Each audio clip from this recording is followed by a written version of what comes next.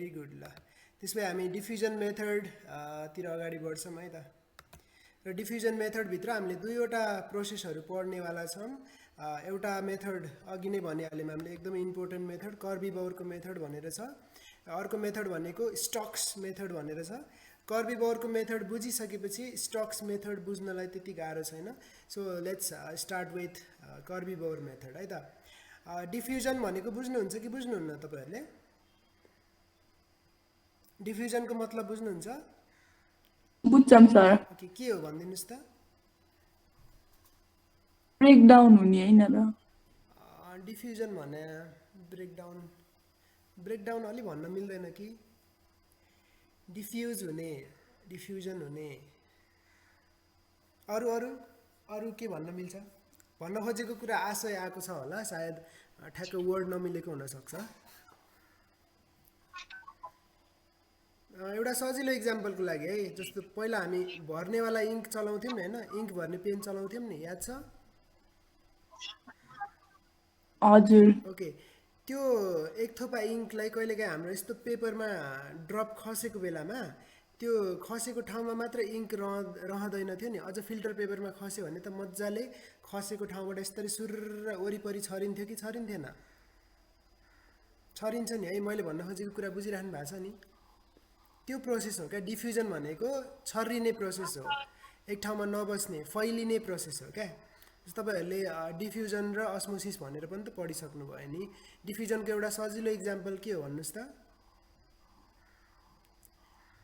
हामीले लगाउने पर्फ्युमहरू हावामा छरिने प्रोसेस फैलिने प्रोसेस भनेको के हो डिफ्युजन हो नि होइन र एउटा सजिलो इक्जाम्पल डिफ्युजनको त्यो हो नि सो डिफ्युजन भनेको अब यहाँनिर एन्टिबायोटिकलाई जोडेर भन्नु पर्दाखेरि मिडियामा एन्टिबायोटिकहरू फैलिने प्रोसेस हो छरिने प्रोसेस हो भनेर बुझ्न सक्छौँ बुझ्नुभयो क्लियर छ मिनिङ मात्रै बुझौँ यस सर ओके धेरै राम्रो ओके यति बुझिसकेपछि हामी डिफ्युजन मेथड अन्तर्गत कर्बी बाउरको डिस्क डिफ्युजन मेथड अन्तर्गत डिस्कस गर्दैछौँ र डिस्क भनेको पनि बुझिसक्नु भएको छ मैले अस्ति पनि तपाईँहरूलाई यो के अरे अक्सिडेज डिस्कको बारेमा बुझाउँदाखेरि पनि भनेको छु यो चाहिँ हाम्रो पन्चिङ गर्दाखेरिको जुन त्यो गोलो गोलो टाइपको पेपरको टुक्राहरू खस्छ नि त्यस्तै 6 mm साइजको फिल्टर पेपरको डिस्कहरू तयार गरेर त्यसमा डिफ्रेन्ट एन्टिबायोटिकहरू सोसेर म्यानुफ्याक्चर कम्पनीले हामीलाई पठाइदिएको हुन्छ त्यही डिस्कहरूलाई युज गरेर हामीले कर्बी बाउरको डिस्क डिफ्युजन मेथड गर्नेवाला छौँ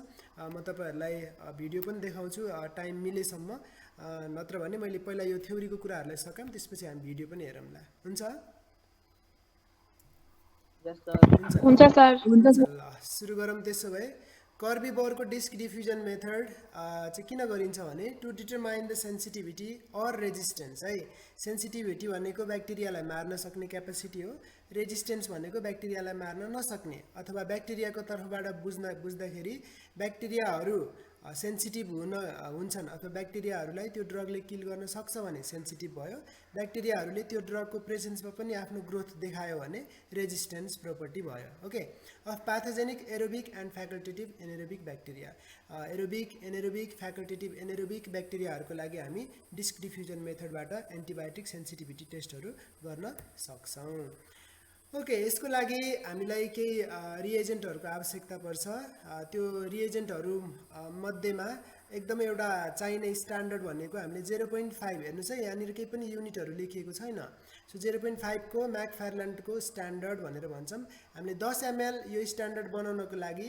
बेरियम क्लोराइड 1% 0.05 ml लिन्छौँ र H2SO4 1% नै 9.95 ml लिन्छौँ र यो दुईटालाई मिक्स गरेर हामीले 0.5 को म्याकफार्ल्यान्डको स्ट्यान्डर्ड 10 ml रेडी गर्न सक्छौँ बुझ्नुभयो यो चाहिँ स्ट्यान्डर्ड भयो कम्पेयर गर्नको लागि है सो यो एउटा रिएजेन्ट चाहियो अर्को भनेको म्युलर हिन्टन अगार चाहियो MHA भन्ने मिडिया चाहिन्छ कल्चर मिडिया हो है MHA भन्ने कल्चर मिडिया हो र यही कल्चर मिडियालाई नै युज गरिन्छ है धेरैचोटि अथवा यही कल्चर मिडिया के को लागि बनाइएको रहेछ त यो एन्टिबायोटिक सेन्सिटिभिटी टेस्ट गर्नकै लागि भनेर बनाइएको कल्चर मिडिया हो म्युलर हिन्टन अगार किन MHA नै चाहिन्छ भनेर अहिले पछि हामी लास्टमा अलिकति डिस्कस गर्छौँ ओके सो प्रोसेसतिर जाम यति कुरा बुझ्नुभयो प्रोसेसतिर जाम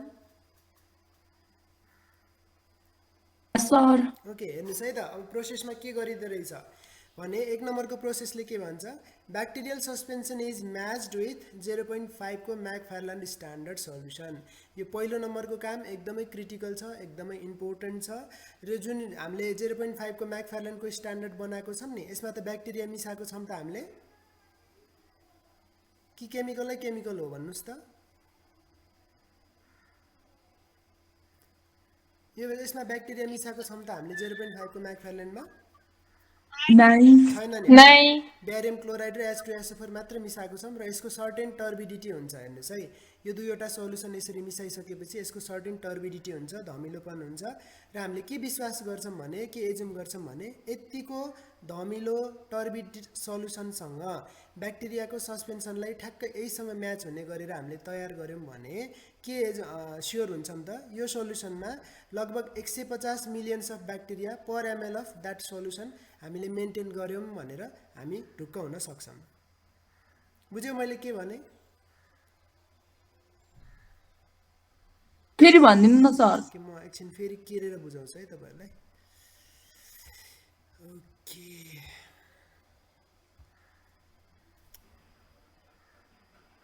हेर्नुस् है त एउटा हामीसँग के छ 0.5 को म्याकफार्ल्यान्डको स्ट्यान्डर्ड छ। यो भयो 0.5 को म्याकफार्ल्यान्डको सल्युसन र यसमा हामीले ब्याक्टेरियल सस्पेन्सन तयार गर्छौं। हेर्नुस् है त मैले बुझाउन खोजेको कुरा बुझ्नुस् है। यसमा यो भनेको 0.5 म्याकफार्ल्यान्डको स्ट्यान्डर्ड हो, मैले m मात्र लेखे। म्याकफार्ल्यान्डको स्ट्यान्डर्ड हो, यो भनेको चाहिँ ब्याक्टेरियाको सस्पेन्सन हो। हेर्नुस् है हामीसँग दुईवटा झोल छ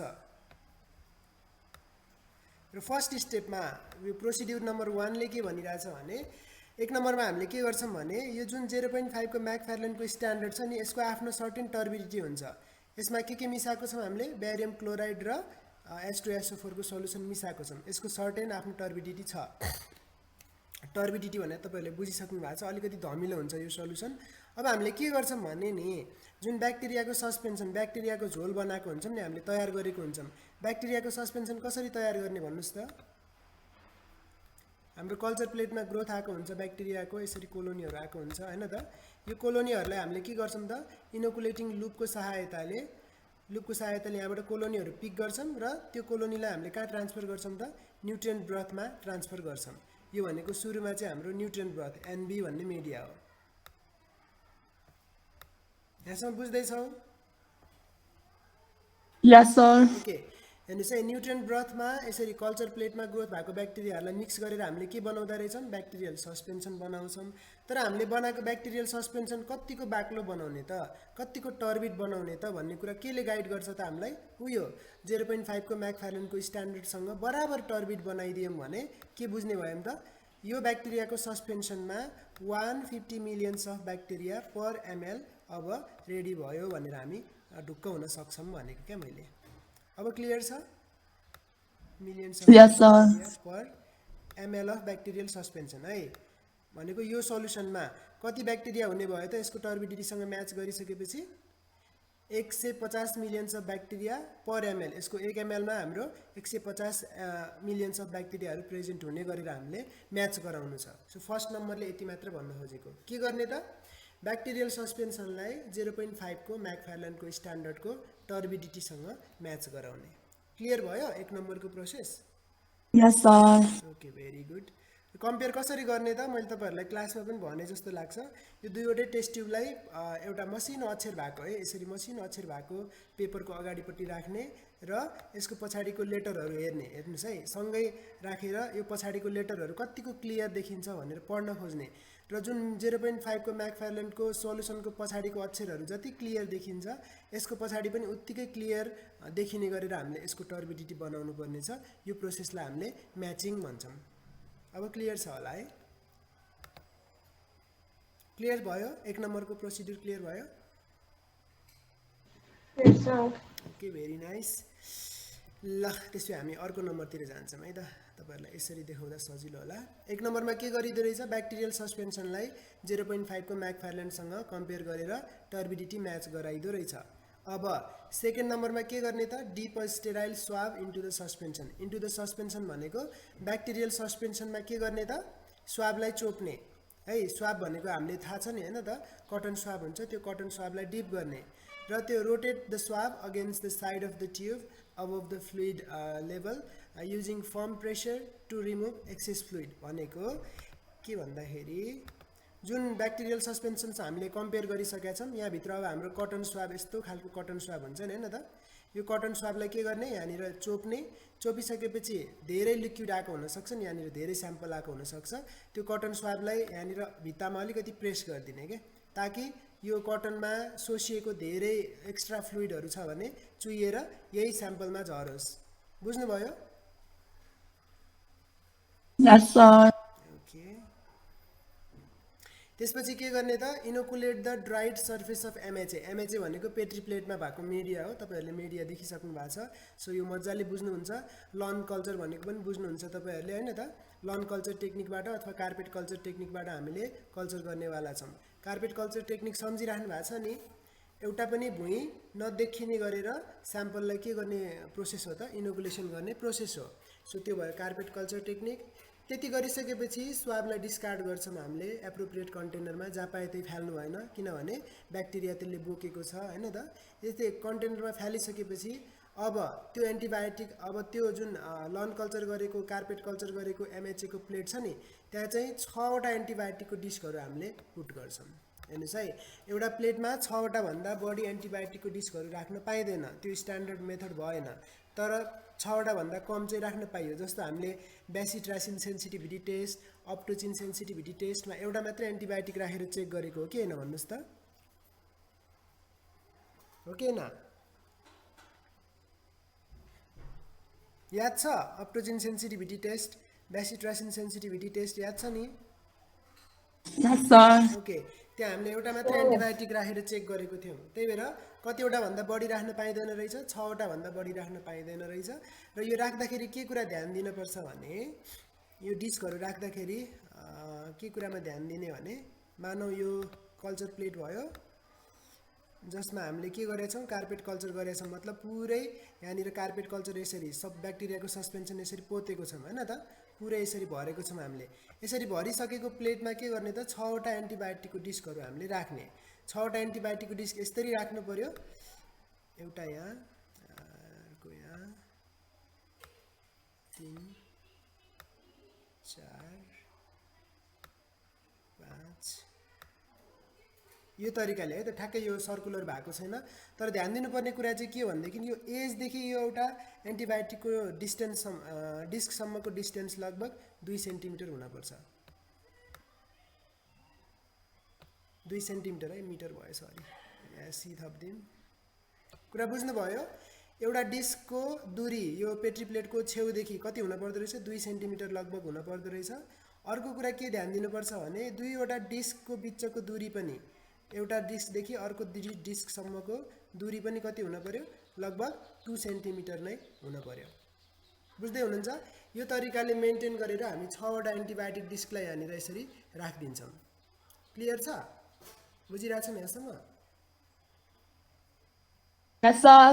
ओके यो 6वटा एन्टिबायोटिक चाहिँ फरक फरक एन्टिबायोटिक हो है अघि हामीले ट्युब डाइल्युसन गर्दा चाहिँ के गरेको थियौँ भन्नुहोस् त एउटै एन्टिबायोटिकलाई डाइल्युसन गरेको हो कि हैन ट्युब डाइल्युसनमा हो तर यहाँनिर चाहिँ हामीले यो फरक हो यो सबै 6वटा एन्टिबायोटिक फरक फरक कन्सन्ट्रेसनको फरक फरक एन्टिबायोटिकहरू हो त्यही भएर ट्युब डाइल्युसनमा एउटा एन्टिबायोटिकसँग मात्रै चेक गर्न सकिन्छ ब्याक्टेरियालाई हेर्नुहोस् है ध्यान दिनुपर्ने कुरा तर डिस्क डिफ्युजन गर्दाखेरि कर्बी बाउरको मेथड गर्दाखेरि फरक फरक एन्टिबायोटिकसँग एउटा ब्याक्टेरिया चेक गर्न सकिन्छ यहाँ लन कल्चर गरेको त एउटा मात्रै स्याम्पल हो कि हैन यहाँ लन कल्चर गरेको त एउटा ब्याक्टेरियलको स्याम्पल हो नि कि कसो हो हैन त भनेपछि एउटा ब्याक्टेरियाको स्याम्पललाई हामीले 6वटा फरक एन्टिबायोटिकको डिस्कसँग कम्पेयर गरिरहेछौँ एएसटी गरिरहेछौँ कुनले सेन्सिटिभिटी टेस्ट देखाउँछ भनेर यदि 6वटा भन्दा बढी एन्टिबायोटिक चेक गर्नु पर्यो भने के गर्ने त भन्नुहोस् त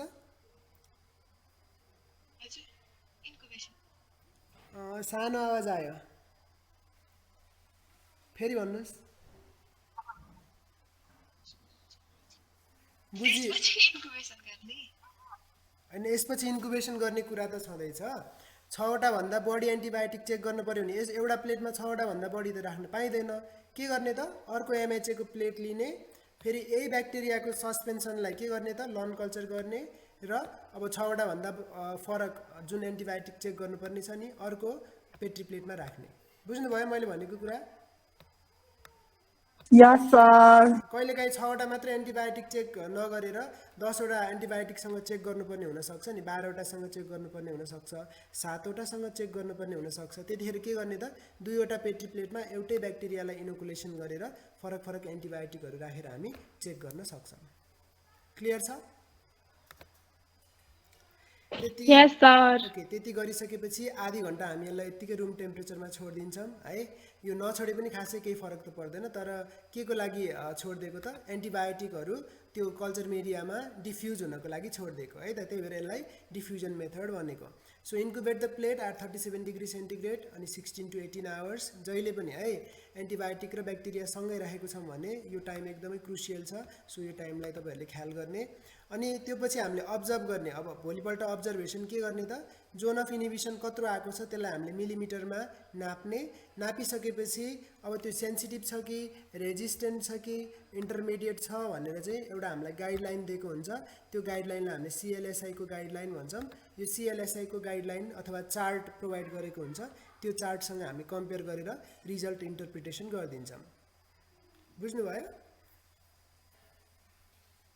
Yes, sir. ओके, यो तरिकाले गरिने एन्टिबायोटिक सेन्सिटिभिटी टेस्ट चाहिँ के रहेछ त कर्बी बाउरको मेथड रहेछ र हाम्रो ल्याबमा पनि गरिने मेथड यही हो।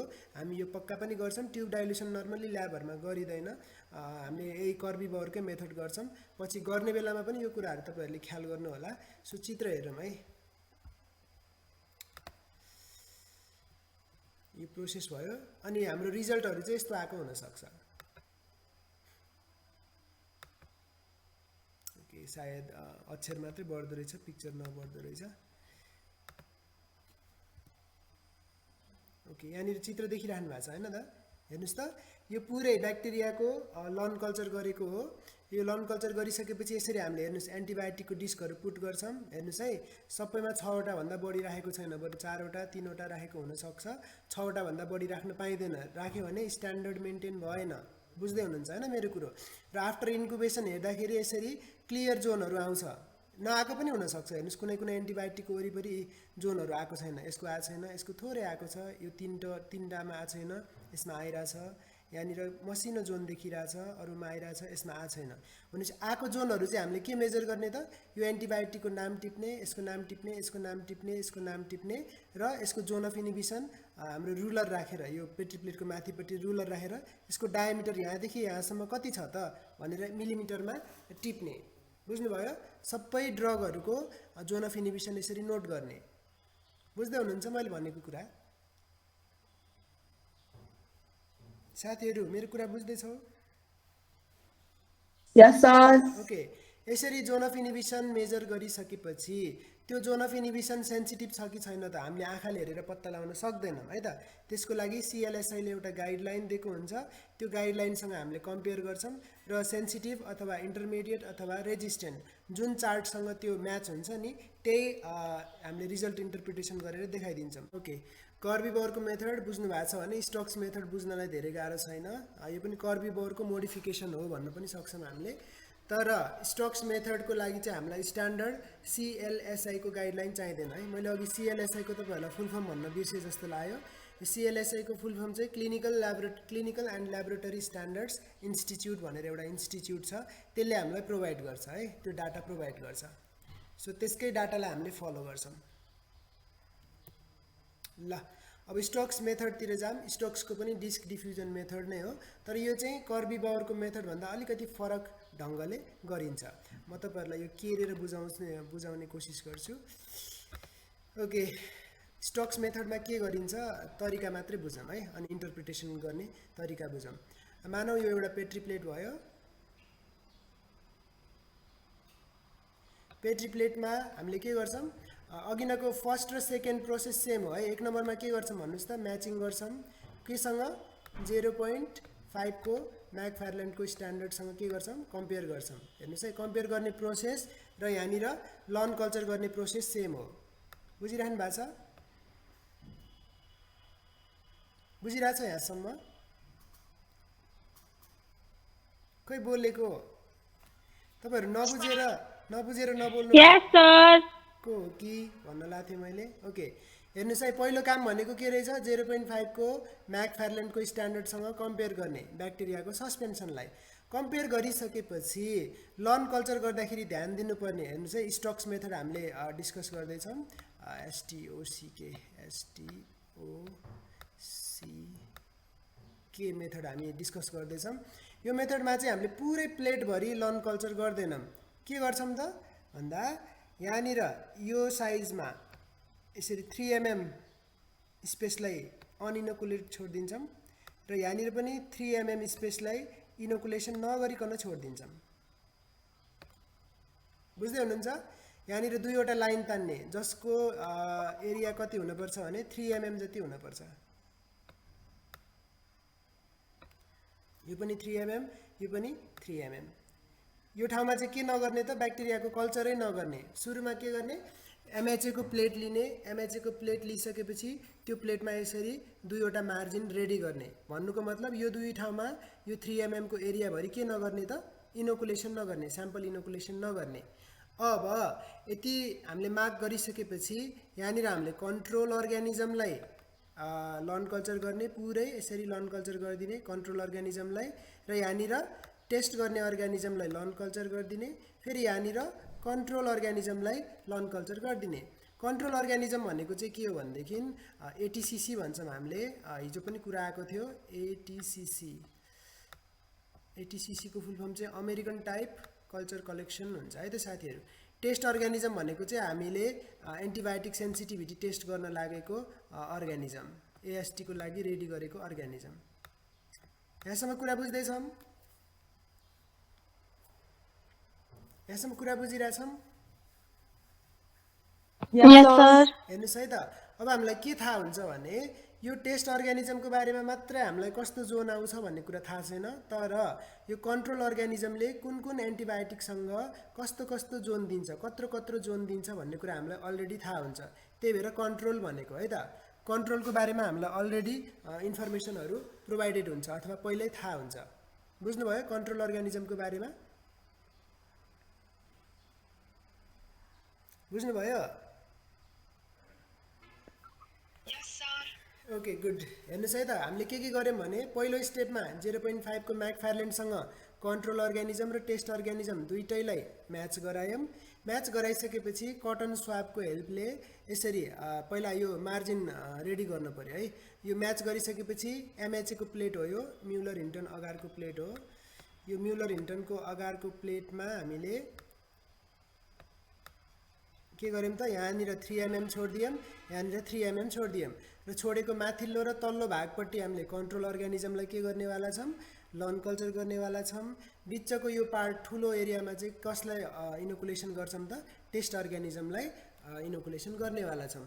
यसरी इनोकुलेसन गरिसकेपछि अब हामीले एन्टिबायोटिक चाहिँ यहाँनिर राखिदिन्छौँ के। एन्टिबायोटिकलाई चाहिँ यहाँनिर यसरी राखिदिन्छौँ। एउटा, दुईटा, तीनवटा, यहाँ पनि एउटा, दुईटा, तीनवटा। यो एन्टिबायोटिकको डायमिटर कति हुन्छ भने मैले 2 cm. कति?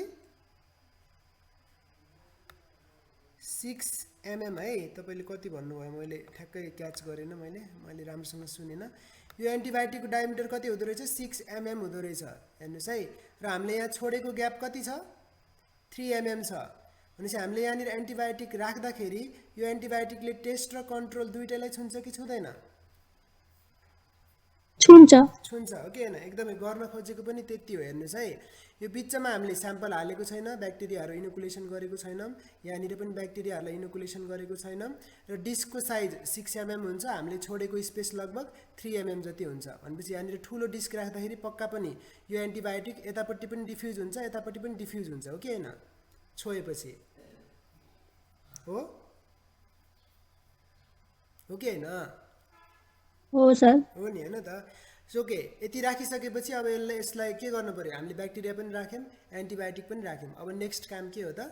इन्क्युबेसनमा राखिदिने, इन्क्युबेसनमा पनि फेरि 16 to 18 आवर्स नै राखिदिने।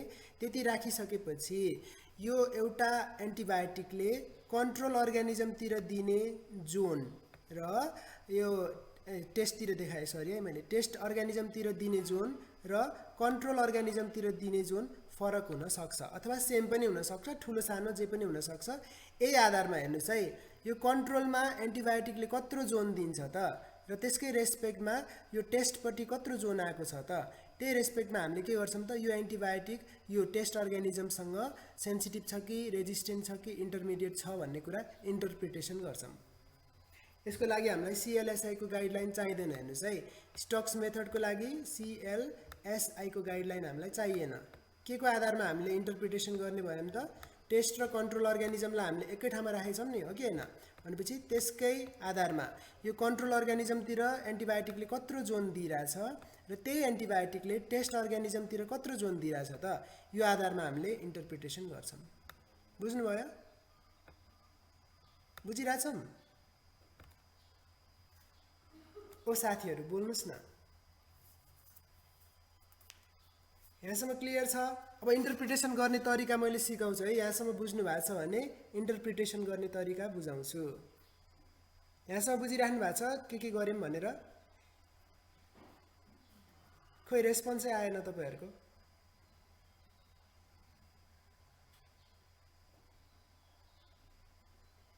मेरो आवाज त सुनिँदैछ नि कि गयो नेटवर्क? केटाकेटीहरू सुन्ने छ सर।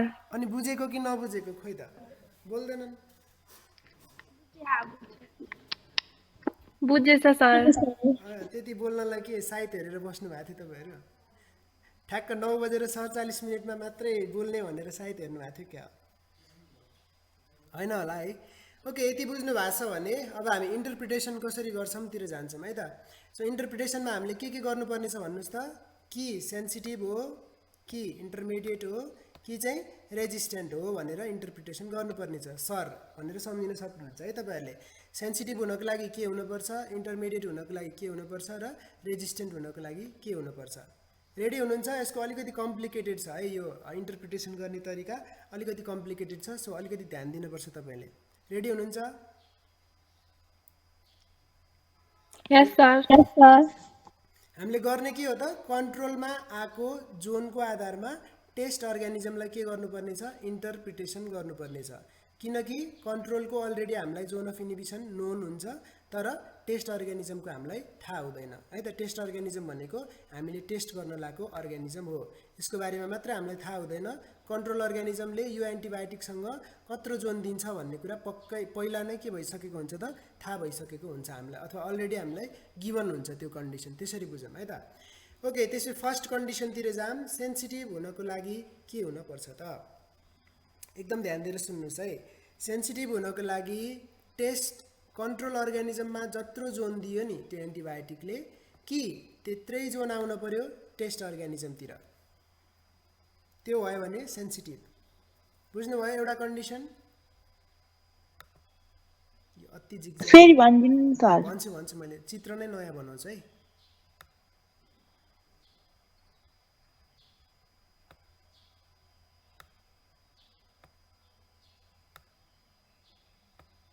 ओके, मैले एउटा एन्टिबायोटिक राखेर देखाउँछु तपाईँहरूलाई। ओके, यो एन्टिबायोटिक छ, यतापट्टि कुन छ, मास्तिरपट्टि हामीले के राखेको, कन्ट्रोल अर्गानिजम। यहाँ कुन अर्गानिजम छ, टेस्ट अर्गानिजम, र तलपट्टि पनि के छ, कन्ट्रोल अर्गानिजम छ, होइन त? हामीले यति राखेको त हो नि। CTC भनेर सम्झिनुहोस् है, यतापट्टि कन्ट्रोल, बिचमा टेस्ट अर्गानिजम, र तल र माथि CC, बिचमा T, त्यसरी सम्झिनु भए पनि हुन्छ।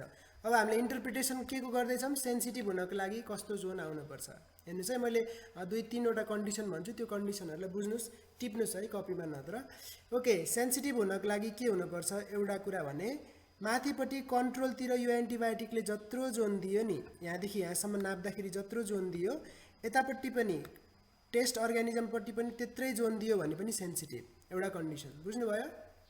मानौँ यो कति थियो, एउटा इक्जाम्पल लिगौँ न त ल। माथिको यो डायमिटर यहाँदेखि यहाँसम्मको रेडियस नाप्दाखेरि मानौँ 10 mm थियो अरे।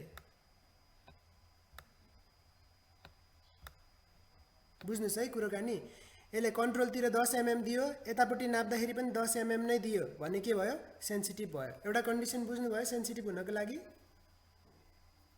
बुझे सर Yes, sir. ओके अब अर्को कन्डिसन हेर्नुस् है त यो टेस्ट कन्ट्रोलतिर जत्रो जोन आएको छ नि त्यो भन्दा ठुलो जोन यतापट्टि आयो भने पनि सेन्सिटिभ भनेको कन्ट्रोलमा तपाईको 10 आयो भने यतापट्टि टेस्टतिर तपाईको ल 12 आयो अरे मानम है एक्जाम्पलको लागि मात्रै 12 आयो भने यो सेन्सिटिभ भयो एउटा बराबर आयो भने एउटा कन्ट्रोलमा भन्दा ठुलो आयो भने पनि के हुने भयो सेन्सिटिभ हुने भयो दुईवटा कन्डिसन बुझ्नु भयो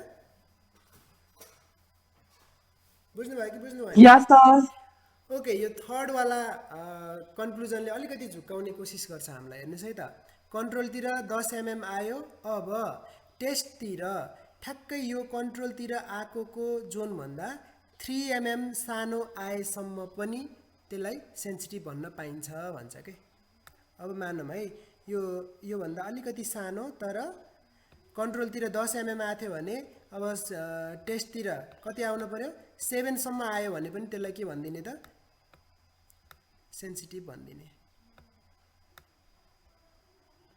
मैले इक्जाम्पलतिर बुझाइरहेको छु है बुझ्नुभयो यो तीनवटा कन्डिसनमा हामीले के भन्न पाइदो रहेछ त्यो टेस्टतिर आएको जोनलाई सेन्सिटिभ भन्न पाइदो रहेछ के भन्यौ हामीले एउटा बराबर भयो भने कन्ट्रोलतिर आएको जोन र यतापट्टि टेस्टतिर आएको बराबर भयो भने त्यसलाई सेन्सिटिभ भनिदिने अर्को कन्ट्रोल भन्दा ठुलो जोन आयो भने त अफ कोर्स त्यो सेन्सिटिभ नै भइहाल्यो हैन त अर्को भनेको चाहिँ कन्ट्रोलतिर आएको जोन भन्दा 3 mm सम्म सानो भए पनि त्यसलाई के भन्न पाइयो त सेन्सिटिभ नै भनिदिने भनेर इन्टरप्रिटेसन गर्न सकिन्छ तपाईहरु यो थर्ड नम्बरकोमा झुकिनुहुन्छ भने केही भएन यो दुईवटा कन्डिसन तपाईहरुले याद गर्नु पर्यो है बुझ्नु पर्यो स्योर भएको कन्डिसन चाहिँ बुझ्नु पर्यो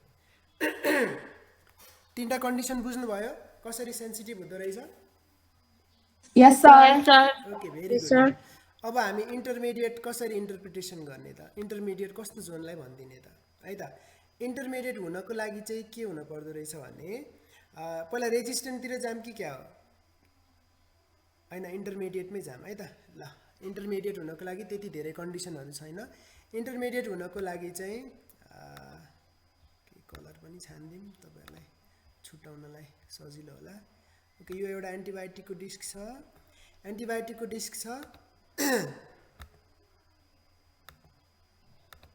ओके यो एन्टिबायोटिकको डिस्कले कन्ट्रोलमा जत्रो जोन दिइराछ नि साथीहरु हैन यो जोन भन्दा 3 mm सम्म सानो भयो भने त हामी त्यसलाई सेन्सिटिभ नै भनिदिइराछौं हैन त अब 3 mm भन्दा सानो जोन टेस्टतिर आयो तपाईहरु झुकिनुहुन्न नि अघि मैले माथि कन्ट्रोल थियो तल टेस्ट थियो अहिले तल कन्ट्रोल छ माथितिर टेस्ट छ झुकिनुहुन्छ कि हुन्न नत्र यहीँनिर बनाउँछु मैले भन्नुस् त झुकिनुहुन्छ कि हुन्न नै ओके झुकिनु गुड ल झुकिनुहुन्न भने मैले यतापट्टिबाट बुझाएँ है त मानव कन्ट्रोलमा यही इक्जाम्पल लिगौँ है 10 mm को जोन आइरहेछ अब इन्टरमिडिएट हुनको लागि चाहिँ के हुनु पर्यो कन्ट्रोलको भन्दा 3 mm भन्दा अझ सानो जोन आउनु पर्यो के यतापट्टि भनेको कत्रो जोन आउनु पर्यो त 7 भन्दा सानो भनेपछि कत्रो जोन आयो भने इन्टरमिडिएट भनिदिने त यतापट्टिको 10 छ भने कन्ट्रोलतिर 10 आछ भने यतापट्टि 6 मेजर गर्यौं हामीले भने त्यो चाहिँ के अन्तर्गत पर्यो त कुन क्याटेगोरी भित्र पर्यो त इन्टरमिडिएट क्याटेगोरी भित्र पर्यो बुझ्नुभयो बुझ्नुभयो कि बुझ्नु भएन बुझेम सर ओके कन्ट्रोलमा आको जोन भन्दा 3 mm सानो भएसम्म हामीले त्यसलाई सेन्सिटिभ भनिदिने हैन अब 3 mm भन्दा नि सानो भयो मानौ 10 mm आइराछ कन्ट्रोलतिर अब चाहिँ यतापट्टि 6 mm 5 mm आइदियो भने हामी त्यसलाई के भनिदिने इन्टरमिडिएट भनिदिने ओके क्लियर छ बुझिराछ Yes, sir. ओके अब रेजिस्टेन्सतिर जाम त्यसैले तर 2 mm भन्दा सानो आयो भने चाहिँ फेरि रेजिस्टेन्ट भन्छौँ है त्यही भएर इन्टरमिडिएटमा चाहिँ यति कुरा बुझौँ अब हामी रेजिस्टेन्टको कुरा मात्रै बुझ्न बाँकी रह्यो रेजिस्टेन्टको लागि मैले फेरि यही बनाएँ त यो डिस्क भयो एन्टिबायोटिकको डिस्क भयो यो युज गरौँ मानौ मैले कन्ट्रोलको लागि सबैमा 10 नै लिइरहेको छु त्यही भएर तपाईहरुलाई सजिलोको लागि मानौ कन्ट्रोलमा जत्रो जोन आएको छ अब रेजिस्टेन्ट हुनको लागि है त रेजिस्टेन्ट हुनको लागि चाहिँ कि चाहिँ जोन नै आउनु भएन, हामी के को डिस्कस गर्दैछौँ अहिले, रेजिस्टेन्टको लागि नो जोन है, कि त जोनै आउनु भएन, जोन नै नआएपछि त त्यो पक्का के भयो भन्नुहोस् त, रेजिस्टेन्ट नै भयो, जोनै आएन यतापट्टि मार्नै सकेन ब्याक्टेरियालाई भने त्यो रेजिस्टेन्ट भयो, एउटा कन्डिसन। बुझ्नुभयो एउटा कन्डिसन, बुझ्यौँ एउटा कन्डिसन बुझ्यौँ। साथीहरू रेस्पोन्स गर्नु। फेरि सर फेरि भनिदिनु न। ओके, रेजिस्टेन्ट हुने कन्डिसन हामीले के अरे बुझ्दैछौँ है। रेजिस्टेन्ट हुनको लागि एउटा कन्डिसन के त, टेस्ट अर्गानिजमतिर जोन नै आएन, एउटा पनि जोन नै आएन के, पुरै यहीँसम्म ग्रोथ आयो ब्याक्टेरियाको भने त्यो के भयो, रेजिस्टेन्ट भयो। जोन अफ इनिबिसन नै आएन के भने रेजिस्टेन्ट भयो, एउटा कन्डिसन। बुझ्नुभयो? बुझ्यो सर। ओके, अर्को कन्डिसन भनेको चाहिँ यो जुन कन्ट्रोलतिर आएको जत्रो जोन छ नि त्योभन्दा एकदमै सानो जोन भनेको 2 mm भन्दा पनि सानो जोन आयो के, यहाँनिर 2 mm भन्दा पनि सानो जोन आयो भने त्यसलाई पनि के भनिदिने त, रेजिस्टेन्ट भनिदिने। सो तपाईँहरूले कुनै एउटा एउटा कन्डिसन चाहिँ मजाले याद गर्नु होला है त। रेजिस्टेन्ट भनेको जोनै आएन भने एउटा रेजिस्टेन्ट भयो, अर्को भनेको 2 mm भन्दा सानो जोन आयो भने पनि त्यसलाई के भनिदिने त, रेजिस्टेन्ट भनिदिने। यो तरिकाले चाहिँ हामी स्टोक्स मेथडको के गर्छौँ, इन्टरप्रिटेसन गर्न सक्छौँ है। हामी स्टोक्सको मेथड अहिले पढिरहेछौँ, बुझ्नुभयो यो मेथड। अनि यो इन्टरप्रिटेसन गर्ने तरिकाहरू अलिकति झन्झटिलो छ, त्यही भएर ल्याबहरूमा यो प्रोसेस गरिँदैन है, नर्मल्ली गरिँदैन। यहाँ तपाईँहरू देख्न सक्नुहुन्छ, चित्र पनि देख्न सक्नुहुन्छ, यो बिचको कुन अर्ग्यानिजम भयो, टेस्ट अर्ग्यानिजम, यो माथिको कन्ट्रोल अर्ग्यानिजम, तलको पनि कन्ट्रोल अर्ग्यानिजम, र यो ठ्याक्क एन्टिबायोटिक राखेको लाइनमा चाहिँ हामीले के गरेको छौँ, यसरी हेर्नुहोस् त, इनोकुलेसन गरेको छैनौँ है, यति चाहिँ ग्याप छोडिदिएको थियौँ, त्यो ग्यापमा हामीले एन्टिबायोटिक डिस्कहरू राख्यौँ। अब यो एन्टिबायोटिकले त कन्ट्रोलपट्टि कत्रो जोन दिएको छ हेर्नुहोस् त, यो एन्टिबायोटिकको कुरा गर्छौँ भने कन्ट्रोलपट्टि यत्रो जोन आइरहेछ, तर टेस्ट अर्ग्यानिजमपट्टि जोन आएको छ त यसको छैन। छैन भनेपछि यो रेजिस्टेन्ट भयो कि भएन? अब भयो, यो त्यो पनि रेजिस्टेन्ट। ओके, यसलाई पनि रेजिस्टेन्ट भन्न पाइयो। यो हेर्छौँ भने हेर्नुहोस् त, कन्ट्रोलमा जत्रो जोन आएछ यता टेस्टतिर पनि लगभग उत्रै अथवा अलिकति ठुलो पनि देखेको जस्तो लाग्छ, यो सेन्सिटिभ भनिदिने कि रेजिस्टेन्ट भनिदिने त्यसलाई? सेन्सिटिभ। सेन्सिटिभ। गुड, सेन्सिटिभ भनिदिने। यहाँनिर पनि यो डिस्कलाई के भन्न पाइयो हेर्नुहोस् त, यो चाहिँ नाप्नुपर्छ है, यतापट्टिको जोन अलिकति ठुलो देखेको छ। अब यो चाहिँ यो आएको जोनभन्दा ठ्याक्क 3 mm मात्रै सानो छ भनेलाई सेन्सिटिभ भन्न पाइयो, 3 mm भन्दा पनि अझै सानो जोन छ भने चाहिँ त्यो इन्टरमिडिएटतिर जान्छ, त्यो चाहिँ नाप्नुपर्छ, नापेपछि मात्रै थाहा हुन्छ। यो दुईटालाई के भन्न पाइयो हेर्नुहोस् त, रेसिस्टेन्ट। Okay, very good. यो तरिकाले हामीले इन्टरप्रिटेसन गर्न सक्छौँ स्टोक्स मेथडलाई चाहिँ है। यसको लागि छुट्टै CLSI को गाइडलाइनहरू हामीलाई चाहिएन, बुझिराख्नु भएको छ है। कस्तो कन्डिसनमा स्टोक्स मेथड गर्ने त, यस्तो झन्झटिलो प्रोसेस रहेछ हामीलाई थाहा भयो होइन त, तर कस्तो कस्तो कन्डिसनमा हामीले यसलाई गर्न सक्छौँ भनेर यहाँ मैले हाइलाइट गरेको छु, हेर्नुहोस् है। Used in laboratories particularly when the exact amount of antimicrobial in a disk can not be guaranteed भनेको यो एन्टिबायोटिक डिस्कमा कति कन्सन्ट्रेसनको एन्टिबायोटिकहरू सोसिएको छ त, सोक गरेर पठाएको छ, त्यो एमाउन्ट थाहा भएन भने हामीले स्टोक्स मेथड गर्न सक्छौँ। किनभने यसमा जति एमाउन्ट छ त्यसले कन्ट्रोलतिर पनि त्यत्तिकै एक्ट गर्न पर्यो, इफेक्ट देखाउनु पर्यो, र टेस्टतिर पनि उत्तिकै इफेक्ट देखाउनु पर्यो, हो कि होइन? किनकि यसले त दुवैतिर टच गरेको छ, यहाँ हालेको कन्सन्ट्रेसन हामीलाई पो थाहा नभएको त, तर यसमा जति छ त्यसले यता र यता उत्तिकै इफेक्ट देखाउनु पर्ने हो कि होइन त? त्यस्तो कन्डिसनमा हामीले स्टोक्स मेथड गर्न सक्छौँ। अर्को कन्डिसन भनेको due to difficulties in obtaining disk and storing them incorrectly भनेको कहिलेकाहीँ चाहिँ एन्टिबायोटिक डिस्कहरू राम्रोसँग स्टोर नगरिएको हुनसक्छ, त्यतिखेर एन्टिबायोटिकको कन्सन्ट्रेसनहरूमा उतार चढाव आएको हुनसक्छ, घटेको बढेको हुनसक्छ, त्यतिखेर पनि हामी स्टोक्स मेथड गर्न सक्छौँ। अर्को भनेको जुन कन्डिसनमा हामीले कर्बीबोरको मेथड गर्न नसक्ने अवस्था हुन्छ नि ल्याबमा, जतिखेर कर्बीबोरको मेथड हामी गर्न सक्दैनौँ त्यतिखेर पनि हामी स्टोक्स मेथड गरेर एन्टिबायोटिक सेन्सिटिभिटी टेस्ट गर्न सक्छौँ। बुझ्नुभयो? यो तीनवटा कन्डिसनमा नर्मल्ली स्टोक्स मेथडहरू गरिन्छ, तर जेनरल्ली ल्याबमा गरिँदैन है, तपाईँहरूको सिलेबसमा छ, त्यही भएर हामीले यो पढ्नु पर्यो। क्लियर छ? Okay, very good. ल, प्रोसेस अघि मैले भनेको जस्तै हो, तपाईँहरू यो आफै पढेर बुझ्न सक्नुहुन्छ। अघि मैले कन्ट्रोलको लागि ATCC मात्रै भने, एनटिसिसी पनि हुन्छ है त। ATCC भनेको अमेरिकन टाइप कल्चर कलेक्सन हो, एनटिसिसी भनेको नेसनल टाइप कल्चर कलेक्सन हो। सो तपाईँहरूको टाइम भइसकेको छ, मैले आजको क्लास यहीँनिर स्टप गर्छु। तपाईँहरूले एकचोटि यो हेर्नु होला, नबुझेको कुरा हामी फेरि भोलिको दिनमा डिस्कस गर्नेछौँ। हुन्छ? हुन्छ सर। ओके, ल आजको रेकर्डिङ पनि मैले स्टप गरेँ।